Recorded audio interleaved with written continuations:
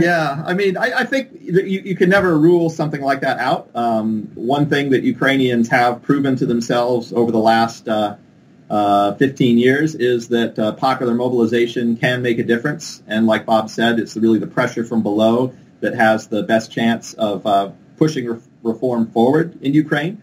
So I think to the extent that the government is not doing it, there is a chance for a new mobilization. But on the other hand, I think what's different is that now you have a much more open and competitive political environment than you did under Yanukovych. And so under Yanukovych, really, you couldn't count on any kind of free and fair elections. And it was clear that the next elections were going to be manipulated against any opposition force. And so that made the idea of mass mobilization and revolution much more attractive. Whereas now, there is the opportunity to fight using electoral means. The elections aren't perfect. They're not completely clean. They're not free of media manipulation. But they're real elections. It's real political competition. People have a real opportunity to express their political views. In some local governments, we've seen reformist parties come to power.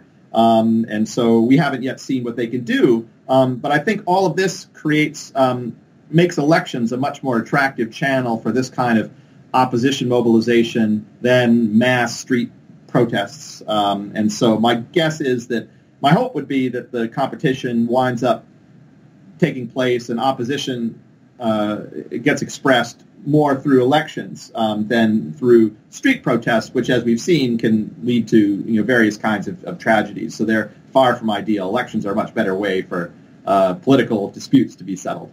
Right. And actually, what's interesting is that there's now a bigger space between just voting and going out on the street and protesting. So Saakashvili and many of the Georgians and a lot of the Ukrainian reformers are advocating just greater political participation in the process, holding your elected officials accountable, joining clubs. So, for example, we saw these e-declarations, which, many of the ministers and other public officials, made clear how much money they're making. And so that opens the door for groups in Ukraine to go through and study all these declarations and find out where the corruption actually is. And then to put pressure on the Anti-Corruption Bureau to try and prosecute some of these people. So they're creating focal points where there's information becoming available. People can use that information to press for specific kinds of change that don't necessarily mean coming out on the street. So they are creating a whole set of processes that could bring people into the political system